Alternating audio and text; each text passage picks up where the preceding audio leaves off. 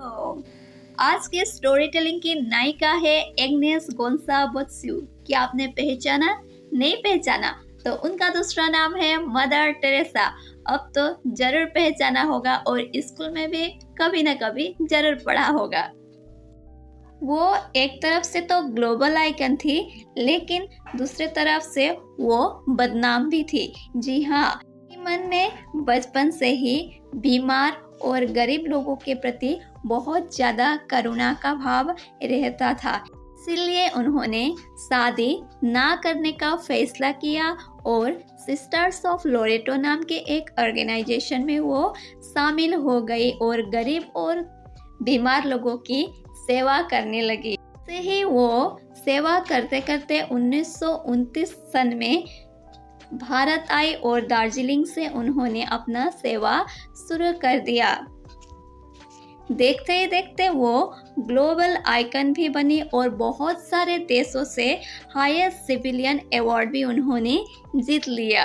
क्योंकि वो एक क्रिश्चियन महिला थी, इसलिए भारत के हिंदू और इस्लाम धर्म के लोगों को उनको अपनाने में बहुत ही ज़्यादा समय लग गया, लेकिन उनके सेवा भाव को देख के सब लोग उनसे प्रेम करने लगे।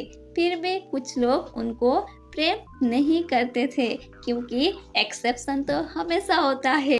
साथ ही वो विश्व के कई देशों से चैरिटी रेज करती थी, यानी पैसा उठाती थी और उनका एक खुद का बैंक भी था। उनका बैंक का नाम था वेटिकन बैंक।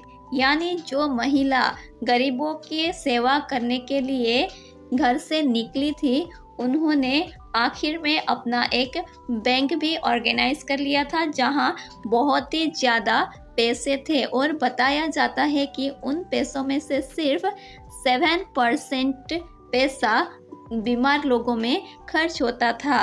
इसलिए बहुत सारे लोग उनकी क्रिटिसाइज करते हैं, यानी जबकि उन्होंने प्रतिज्ञा लिया था शादी ना करने की, प्रॉपर्टी अपने नाम ना करने की, यानी प्रॉपर्टी ओनर वो कभी नहीं बन सकती, उनको हमेशा सेलिब्रेसी का पालन करना चाहिए।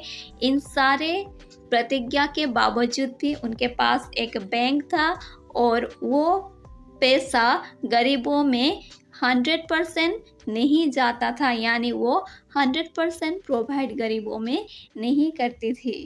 बीमार लोगों को बहुत ही गंदे जगह में रखा जाता था, उनको प्रॉपर मेडिसिन नहीं दिया जाता था, उनको अपने धर्म से क्रिश्चियन धर्म में लाने के लिए कुछ मंत्र बोले जाते थे। ऐसे कई सारे बदनाम मदर टेरेसा पर लग चुके हैं और बहुत सारे फ्रॉड स्टार यानी अल्बानिया के पीएम, ब्रिटिश पॉलिटिशियन और अमेरिकन बैंकर के साथ भी उनका नाम जुड़ा हुआ था बहुत बुरी तरीके से। यानी वो लोग अच्छे लोग नहीं थे, लेकिन उनका लिंक मदर टेरेसा से हुआ था।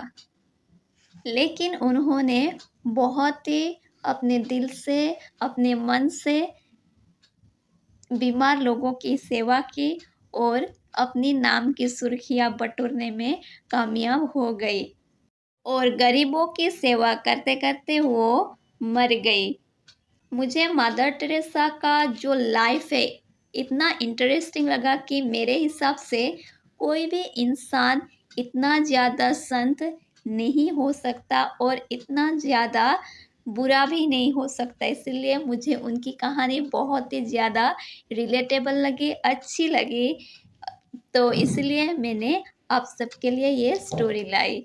तो आज के लिए इतना ही, फिर मिलेंगे। Thank you.